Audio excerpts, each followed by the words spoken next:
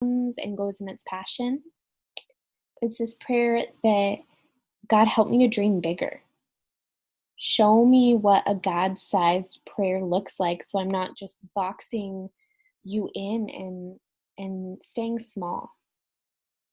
And as I reflect on the last few months where the Lord has showed up in my life, part of the ongoing answer to that prayer is that He shows up not in the way that I wanted, but in the way that I needed.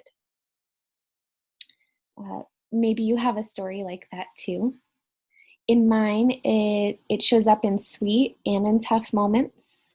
There's times that I can reflect on knowing that I would have completely missed a season of dependency and humility if I hadn't walked through the pain of that season, however hard that may have been.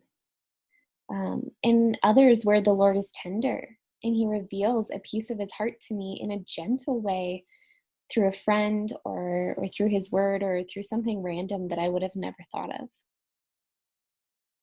But about 2 months ago, I began reviving this prayer of show me how to dream bigger, not making you small.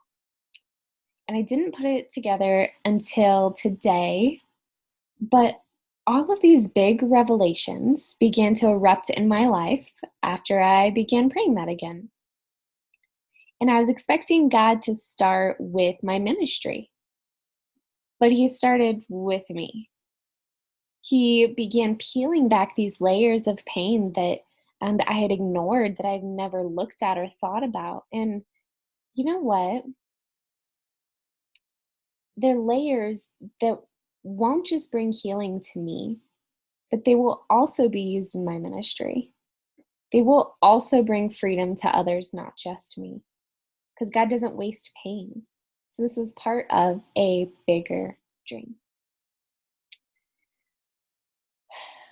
I can say for a fact that it wasn't what I wanted, but it was what I needed.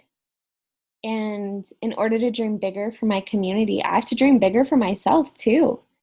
I'm reading through Esther right now, and it has its moments that actually really reflect our racial movement today. So add it to your biblical framework of your reading list. But in chapter 4, Mordecai, who is Esther's cousin, he asks her, "Who knows if you have come to your royal position for such a time as this?" For such a time as this. And Esther originally shrinks back in fear at the thought of addressing the king and asking him to save her people. We see her think really small out of fear. But as it unfolds, we find she's strategic in her asking. She's trusting God with the details. She's seeking wise counsel. She's trusting God to move the hearts of a lot of people and ultimately saving all of the Jews, saving her people. God is in control of our lives, and I want to rest in that more securely. Letting that be a relieving truth and not a constricting one. That if I let go of the facade of control, that's actually where fullness is found. And I can know that, but I want to know that. So how do we dream bigger as a community?